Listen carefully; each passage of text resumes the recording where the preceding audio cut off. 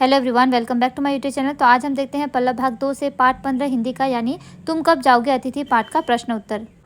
इसमें पहला प्रश्न है, निम्नलिखित प्रश्नों के उत्तर पूर्ण वाक्य में दो। पहला प्रश्न, लेखक अतिथि को दिखाकर कैलेंडर की तारीखें क्यों बदल रहे थे। उत्तर, लेखक अतिथि को कैलेंडर की तारीखें दिखाकर यह बताना चाहते थे कि उसका इस घर में चौथा दिन हो चुका है, कृपया वह इस बात को समझे और अपने घर लौट जाए।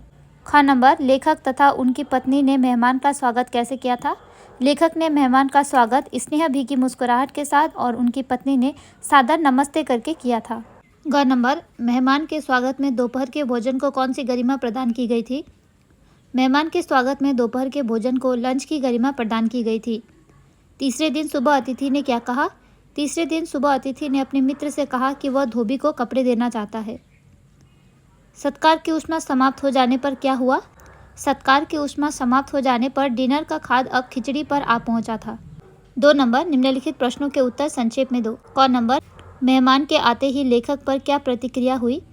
जब लेखक ने अपने मेहमान को देखा तो वे अंदर ही अंदर सोचने लगे कि अब उन्हें अतिथि के सत्कार के लिए पैसे खर्च करने पड़ेंगे।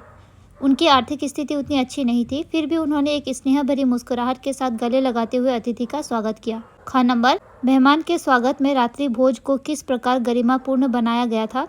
मेहमान के स्वागत में रात्रि भोजन को एकाएक उच्च मध्यम वर्ग के डिनर में बदल दिया गया, जिसमें 2 सब्जियों और रायतों के अलावा मीठा भी बनवाया गया था। ग नंबर, लेखक के लिए कौन सा आघात अप्रत्याशित था और क्यों। अतिथि का यह कहना कि मैं धोबी को कपड़े देना चाहता हूं, यह आघात लेखक के लिए अप्रत्याशित था, क्योंकि लेखक को लगा था कि तीसरे दिन की सुबह को अतिथि अपने घर लौट जाएंगे। लेकिन जब अतिथि ने धोबी को कपड़े देने की बात कही तो उनका अनुमान गलत निकला और उनके मन में आघात पहुंचा। लेखक का सौहार्द बोरियत में क्यों बदल गया।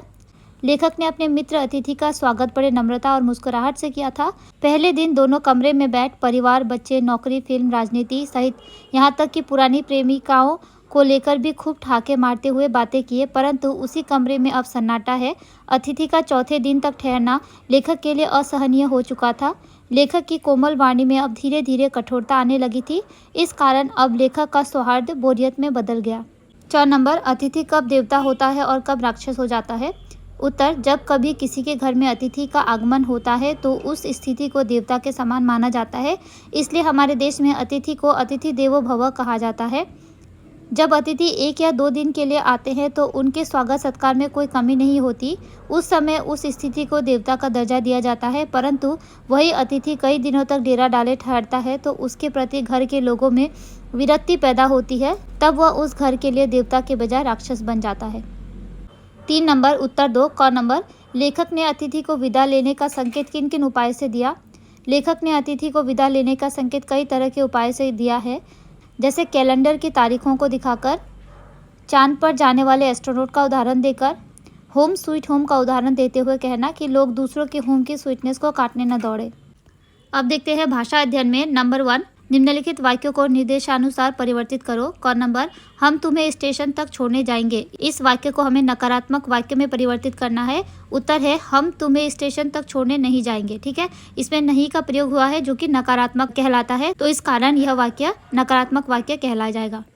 ख नंबर, किसी लॉन्ड्री पर दे देते हैं, जल्दी धुल जाएंगे। इसको हमें प्रश्नवाचक वाक्य में परिवर्तित करना है। उत्तर है, किसी लॉन्ड्री पर देने से जल्दी धुल जाएंगे क्या, तो यह हो गया प्रश्नवाचक वाक्य। ग नंबर, देवता और मनुष्य अधिक देर साथ नहीं रहते, तो इसमें सकारात्मक वाक्य परिवर्तित करना है इसको, तो देवता और मनुष्य अधिक देर साथ रहते हैं। इसमें नहीं हटा दिया गया तो यह सकारात्मक वाक्य बन गया। तो यह थे इस पाठ के प्रश्न उत्तर।